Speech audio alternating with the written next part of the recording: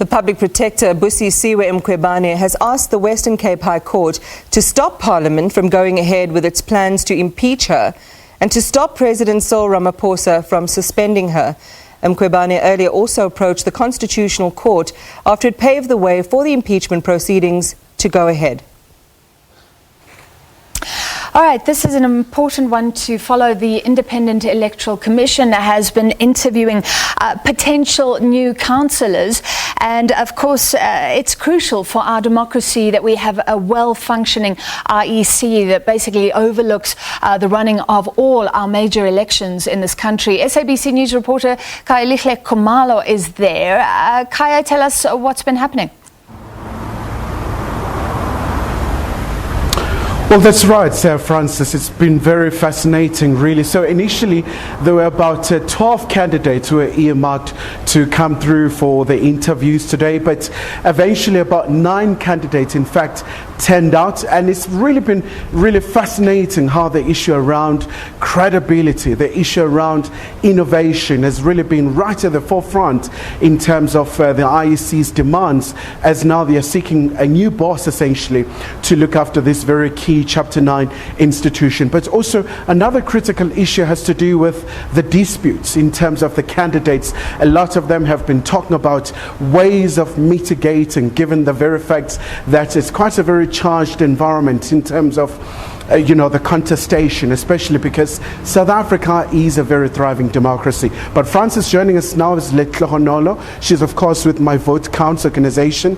They've been really at the forefront in calling for transparency around these interviews. So, Letlohonolo, let's look at the importance of today, looking at the caliber of these candidates. Obviously, they come from a number of backgrounds and they possess all kinds of skills. But for you, what stood out today in terms of all the candidates, of course, including the incumbent Glen Mashinini? Good afternoon, Kaya, and good afternoon to the viewers at home. I mean, today was just about to hear, the candidates in terms of understanding the educational background, understanding, what they can do for the IEC. You would have heard the questions around impartiality and also the integrity of the candidates. So really this process was just to vet them in terms of are they ready to, hold that tough job. But I mean, there were questions around the challenges that the IEC is currently facing, whether they can be free and fair elections. So the candidates were able to say, what some of the issues are, around the voters' role, around, perceptions of the institution itself. So, creating that environment that going forward, we need somebody who would be able to kind of restore the credibility of the institution.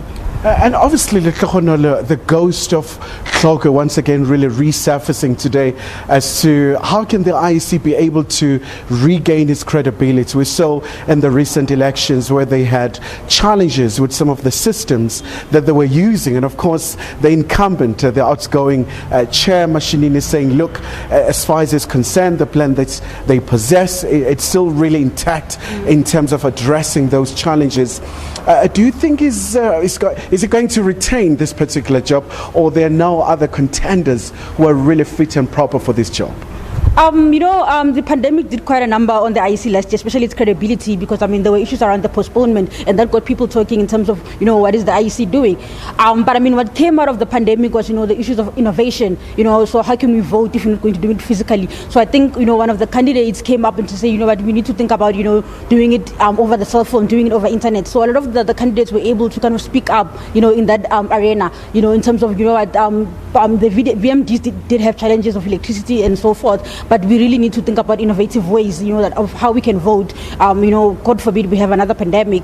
So I think the way he was really challenged a bit in that regard, in terms of the technology. But because he's got that advantage, because he's in the inside, I really think that he really had the knowledge. But there were people who really thought through, the idea of innovation in the institution. Maybe just before I let you go, another critical element has to do with the voter apathy, especially among the young people. A lot of candidates will ask that particular question, the issues around ethical leadership. Advocate Mkhwebane was quite fixated about that matter. But from your perspective now, obviously the deliberations are underway. Do you think the process, has it really just been above board?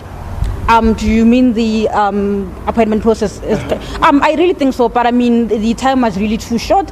I felt like with some of the candidates, it was really, they tried to remain within the constraints of the 30 minutes, and they really did not delve into some of the aspects that the candidates would have wanted to mention. But I think the questions that they ask around ethics, I think is very important. You need to be competent, you need to be impartial in that capacity. And the issue of voter apathy, I think it was really explored quite enough, and I think the candidates have got a good understanding of what is contributing to the voter apathy, and they really provided some of good input in terms of enticing the youth and understanding the challenges of why the youth is not voting. I think that was really sufficiently covered in the interviews. All right, Letlogonolo, thank you so much indeed for your time.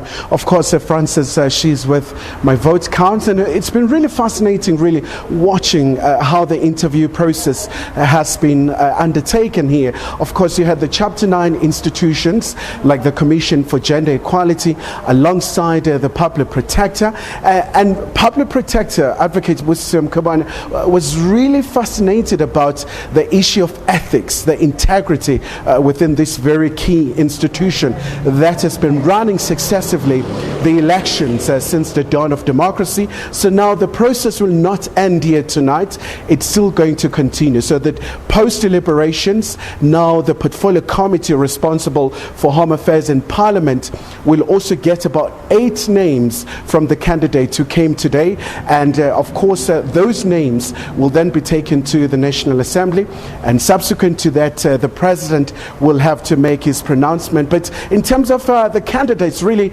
interesting choices, Francis, from the likes of Dr. Stembile Mbete, an academic from the University of Pretoria, Glen Mashinini himself, of course, who is the outgoing chairperson. His term will officially expire on the 16th of April, so he's trying to retain this particular position, and he insists that, well, he certainly does have the foot on the pedal and they are ready to resume with their task, but it's still going to be a rigorous process.